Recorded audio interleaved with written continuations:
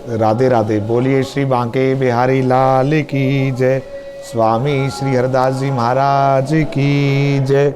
जय जय श्री राधे। आज आप सभी को पुत्रदा एकादशी की हार्दिक शुभकामनाएं। श्री बांके बिहारी जी की असीम अनुकंपा आप सभी पर सदैव बरसती रहे। और एकादशी की कथा आरंभ करने से पहले बांके बिहारी जी के श्री चरणों का ध्यान करते हैं। नमः कुंज विहारिण्यै, नमः कुंज विहारिणे, स्वामी श्री हरिदासाय गुरुनाम गुरुवे नमः। श्री बांके बिहारी जी के श्री चरणों में दंडवत करते हैं और बांके बिहारी जी से यही प्रार्थना करते हैं कि बांके बिहारी जी की कृपा सभी पर सदैव बरसती रहे। जितनी देर भी आप कथा का श्रवण करें, अपना ध्यान सिर्फ और सिर्फ श्री बांके बिहारी जी के श्री चरणों में केंद्रित करें, ताकि इतनी देर आप कथा सुन रहे हैं उतनी देर आप बांके बिहारी जी का ध्यान करेंगे और बांके बिहारी जी के मानसिक दर्शन भी करेंगे, उतना ही पुण्य फल आपको प्राप्त होगा। इसलिए एकादशी की कथा मैं मंदिर से भी सुना देता हूँ, ताकि एक मंदिर में जो मानसिक रूप से उपस्थित होने का पुण्य फल भी हमको प्राप्त हो। और बांके बिहारी जी के श्रृंगार का भी वर्णन अभी मैं कर देता हूँ। टेढ़े टिपारे कटारे किरीट की, मांग की पाग की धारी की जय जय, कुंडल जाए कपोलन पे, मुस्कान हो धीर प्रहारी की जय जय, राजेश्वरी दिन रैन रटो, यही मोहन की बनवारी की जय जय, प्रेम से बोलो जी बोलते डोलो, बोलो श्री बांके बिहारी की जय जय। तो आप भी कमेंट के माध्यम से बांके बिहारी जी का जयकारा जरूर लगाना। और कथा आरंभ करने से पहले ब्रज के कुछ दोहे प्रत्येक कथा को श्रवण करने से पहले जो मैं आपको सुनाता हूँ, आज भी सुनाता हूँ। राधा मेरी स्वामिनी, मैं राधे जू को दास, जन्म जन्म मोहे दीजियो, श्री वृंदावन को वास। वृंदावन सो वन नहीं, नंद गाँव सो गाँव, बंसी बट सो बट नहीं, कृष्ण नाम सो नाम।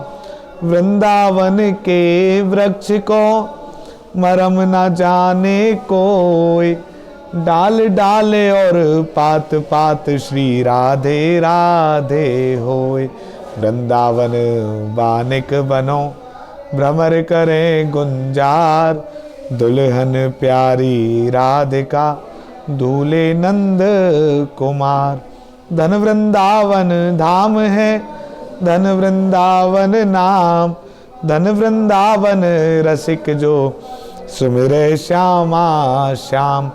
ब्रज 84 कोस में, 4 गाम निज धाम, वृंदावन और मधुपुरी, बरसाना नंद गाम। बोलिए श्री बांके बिहारी लाल की जय।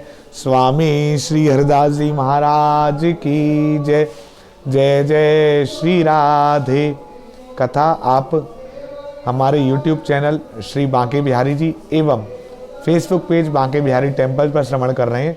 यदि आपने हमारा पेज अभी तक लाइक नहीं किया है तो उसको लाइक करें एवं YouTube चैनल को सब्सक्राइब करें, ताकि आपको इसी प्रकार बांके बिहारी जी के मानसिक दर्शन और मंदिर के दर्शन, बांके बिहारी जी लीलाओं की कथा, एकादशी की कथा का श्रवण होता रहे। अब हम एकादशी की कथा को आरंभ करते हैं। बोलिए पुत्रदा एकादशी महाराज की जय। अर्जुन ने भगवान श्री कृष्ण के चरणों में प्रणाम कर श्रद्धा पूर्वक विनती की, हे सच्चिदानंद भगवान श्री कृष्ण, अब आप पौष माह के शुक्ल पक्ष की एकादशी के विषय में बताएं। इस एकादशी का क्या नाम है और इसकी क्या विधि है? हे सखा, इस दिन किस देवता की पूजा की जाती है? कृपा कर मेरे इन सभी प्रश्नों का विस्तार सहित उत्तर दें। इस पर श्री कृष्ण भगवान बोले, हे राजन, पौष मास की शुक्ल पक्ष की एकादशी का नाम पुत्रदा है। इसका पूजन पूर्व में बताई गई विधि के अनुसार ही करना चाहिए। इस व्रत में नारायण भगवान की पूजा करनी चाहिए। संसार में पुत्रदा एकादशी व्रत के समान अन्य कोई दूसरा व्रत नहीं है। इसके पुण्य से मनुष्य तपस्वी, विद्वान और धनवान होता है। इस संबंध में जो लोक कथा प्रचलित है वह मैं तुमसे कहता हूँ, श्रद्धा पूर्वक सुनो। एक समय भद्रावती नगरी में सुकेतुमान नाम का एक राजा राज्य करता था। वह निसंतान था। उसकी पत्नी का नाम शैव्या था। वह संतानहीन होने के कारण सदैव चिंतित रहती थी। उस पुत्रहीन राजा के मन में भी इस बात की बड़ी चिंता थी कि उसके बाद उसे और उसके पूर्वजों को कौन पिंडदान देगा। उसके पितर भी रो रो कर पिंड लेते थे कि इसके बाद हमें कौन पिंड देगा। इधर राजा को बंधु, बांधव, मंत्री, मित्र, राज्य, हाथी, घोड़ा आदि से भी संतोष नहीं होता था। उसका एकमात्र कारण पुत्रहीन होना था। बिना पुत्र पितरों और देवताओं से उर्ण नहीं हो सकते। जिस घर में पुत्र न हो वहाँ सदैव अंधेरा रहता है। इस तरह राजा रात दिन इसी चिंता में डूबा रहता था। इस चिंता के कारण एक दिन वह इतना व्यथित हो गया कि उसके मन में अपना शरीर त्याग देने की इच्छा उत्पन्न हो गई। परंतु वह सोचने लगा कि आत्महत्या करना तो महापाप है। अतः उसने इस विचार को मन से निकाल दिया। एक दिन इन्हीं विचारों में डूबा हुआ वह घोड़े पर सवार होकर वन को चल दिया। राजा घोड़े पर सवार होकर वन, पक्षियों और वृक्षों को देखने लगा। उसने वन में देखा कि मृग, बाघ, सिंह, बंदर, सर्प आदि भ्रमण कर रहे हैं। हाथी अपने बच्चों और हथनियों के बीच घूम रहा है। उस वन में राजा ने देखा कि कहीं तो शियार कर्कश शब्द कर रहे हैं, कहीं मोर अपने परिवार के साथ खुशी से नाच रहे हैं। वन के दृश्यों को देखकर राजा और अधिक व्यथित हो गया कि वही पुत्रहीन क्यों है। इसी सोच विचार में उसे दोपहर हो गई। अब राजा को भूख और प्यास लगने लगी। वह सोचने लगा कि मैंने अनेक यज्ञ किए हैं और ब्राह्मणों को मधुर भोजन कराया है, परंतु फिर भी मुझे यह दुख क्यों मिल रहा है। आखिर इसका कारण क्या है। अपनी समस्या किससे कहूँ, कौन मेरी व्यथा को सुनने वाला है। यही सब सोचते विचारते राजा को प्यास लगी। उसका कंठ सूखने लगा और पानी की तलाश में आगे बढ़ा। कुछ ही आगे चले जाने पर उसे एक सरोवर मिला। उस सरोवर में कमल खिल रहे थे।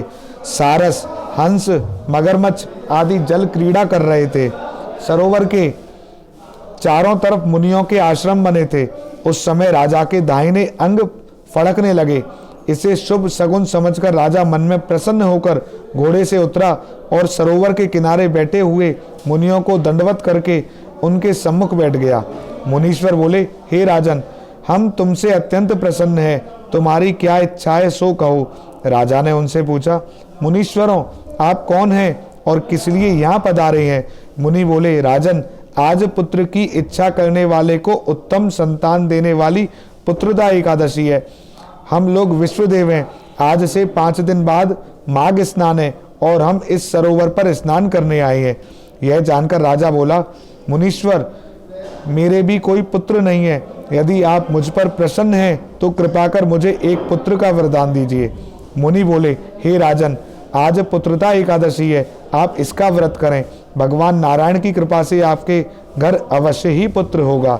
मुनि के वचनों के अनुसार राजा ने उस दिन व्रत किया और द्वादशी को व्रत का पारण किया और मुनियों को प्रणाम करके अपने महल को वापस आ गया। भगवान श्री विष्णु की कृपा से कुछ दिनों बाद ही रानी ने गर्भ धारण किया और 9 माह के पश्चात उसके उत्तम पुत्र उत्पन्न हुआ।